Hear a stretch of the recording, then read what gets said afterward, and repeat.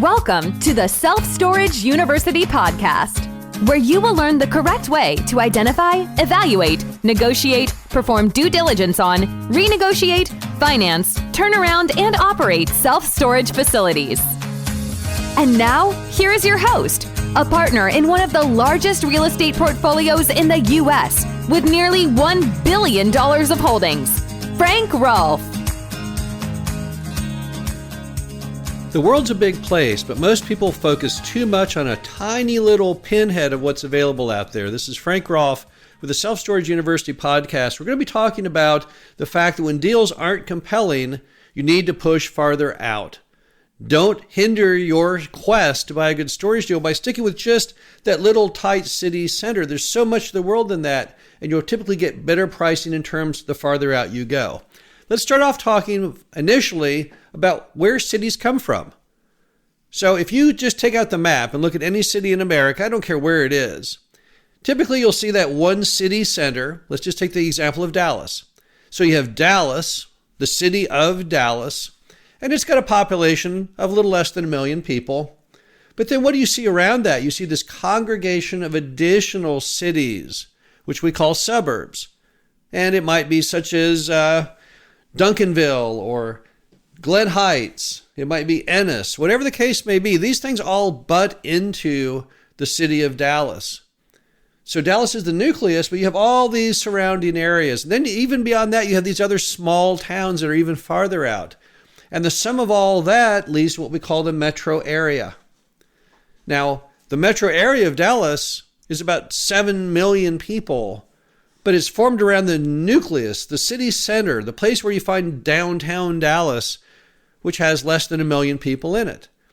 So a city is kind of like this construction, like this art form of all these different areas. They're all globbed together into one big blob.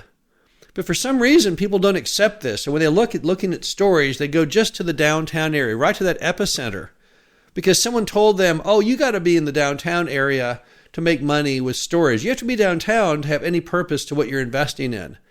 And that's simply not the case.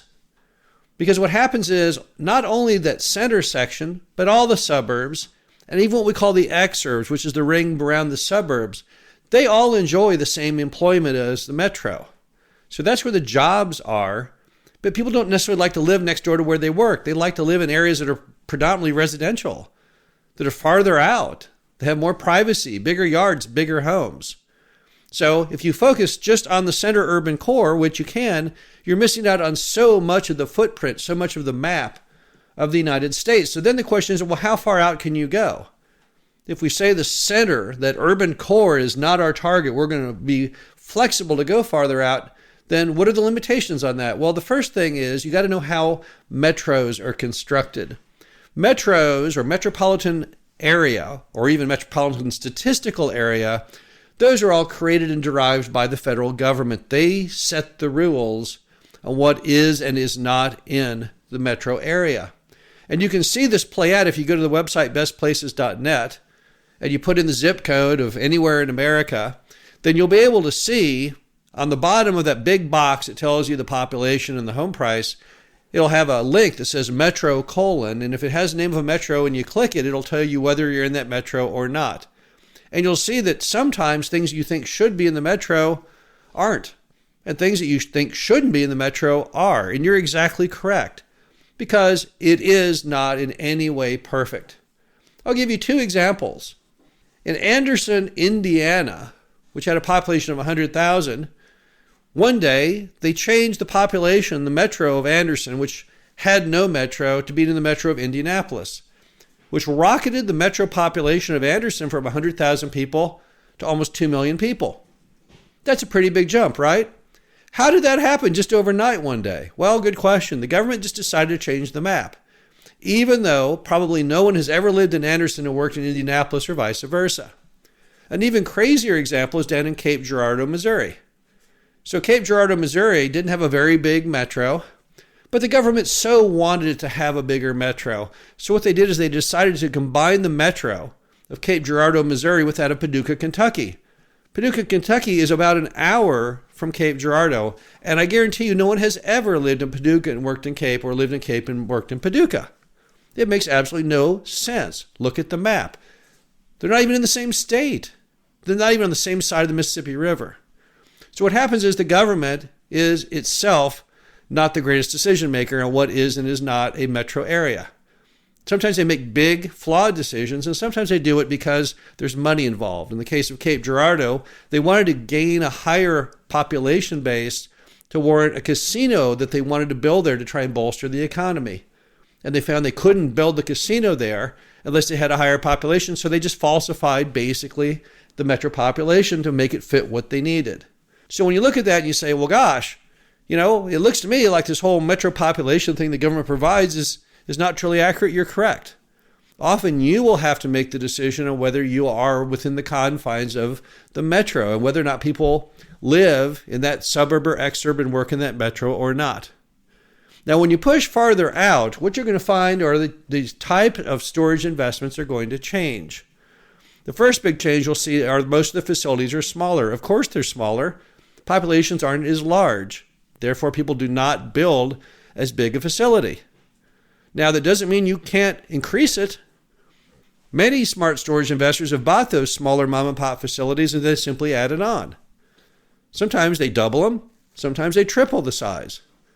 It's just based on the fact that mom and pop, when they built it, which was probably decades back, the population was one kind of thing, but now it's rapidly changing.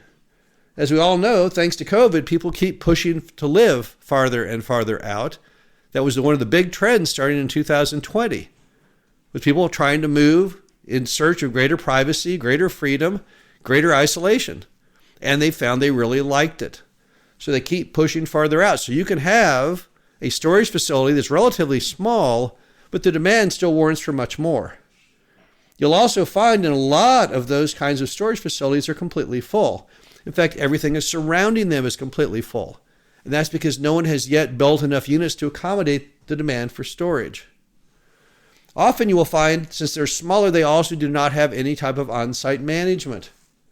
You'll probably want to continue on with that. Now, how will you manage without being there? Well, because they stay pretty much full and the people renew endlessly, it's really not that hard to manage them because all you're doing is collecting in rent. But that being said, you still want to have greater control. So you'll have to learn how to use technology to your favor. Through the use of cameras and kiosks, many of these storage facilities in more remote areas can still be successfully supervised. But the big item you'll find as you go farther out is you'll find the deals are better priced.